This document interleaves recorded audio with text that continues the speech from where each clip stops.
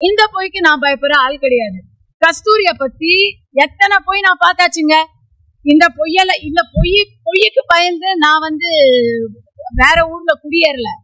இவங்களுடைய தனிப்பட்ட torture, put it on record, தனிப்பட்ட டார்ச்சர் வந்ததுனால ஆளுங்கட்சியா இல்லாத வரைக்கும் அந்த தனிப்பட்ட டார்ச்சரை என்னால தமிழ்நாட்டில இருந்து எதிர்கொள்ள முடிஞ்சது. ஆளுங்கட்சியா அந்த அழுத்தத்துல பதவி அதிகாரத்தில் இருப்பவர்கள் என்ன தனிப்பட்ட முறையில மிக விதமான அச்சுறுத்தல்களுக்கு உள்ளாக்கும் பொழுது இங்க எதுக்கு இருக்கணும் அப்படின்னு சொல்லி நான் எனக்கு என்ன புரிஞ்சுக்கிட்ட ஒரு இடத்துக்கு நான் போறேன். இது ஒண்ணு.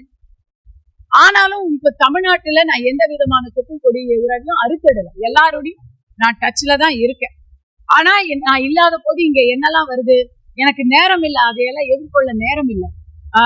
கஸ்தூரி குடிகாரி, ஏதோ ஒரு ஹோட்டல் 5 ஸ்டார் ஹோட்டல்ல போய் எங்கய்யா கலாட்டா எங்க கைய தூக்குங்க, உங்க செலவுல இல்ல இங்கதான் இருக்காங்க, இதோ இருக்காங்க, அவங்க செலவுல தான் நான் குடிச்சேன் அப்படின்னு ஒரு புறம்போக்கு பொம்பளைன்னு சொல்ல முடியாது, புறம்போக்கு பொம்பளை உருவுல இருக்கக்கூடிய ஒரு தீய சக்தி சொல்லுது கஸ்தூரி குடிகாரி.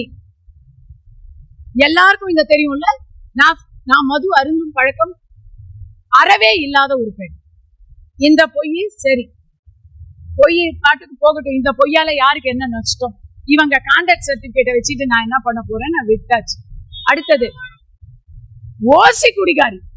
இத எனக்கு என் பேரை சொல்லி யாரும் கூப்பிடுறது இல்ல. இந்த குரூப்ல ஒரு குரூப் இருக்குது, அது லாலா லூலு அப்படிலாம் குரூப் இருக்குது. அந்த குரூப்ல நமக்கு செல்ல பேர் டாக்டர் ஷர்மிளா போன்றவர்கள் கூட நான் தண்ணி அடிப்பேன் அப்படின்னு எஸ்டாப்ளிஷ் பண்றது ரொம்ப காலமாக முயற்சி பண்ணிட்டு இருக்காங்க.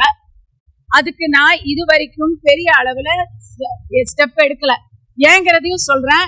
ஒரு தடவை முயற்சி பண்ண, ஆளும் கட்சி திமுகவா இருக்கும் பொழுது திமுக காடருக்கு எதிர்த்து, திமுக சார்புள்ளவர்களை எதிர்த்து போலீஸ் எந்த ஸ்டெப்பையுமே உடனடியா எடுக்க மாட்டேங்கிறாங்க. நம்மளும் வெயிட் பண்ணி கடைசியில அதை மறந்து போறோம். அதான் நடக்குது.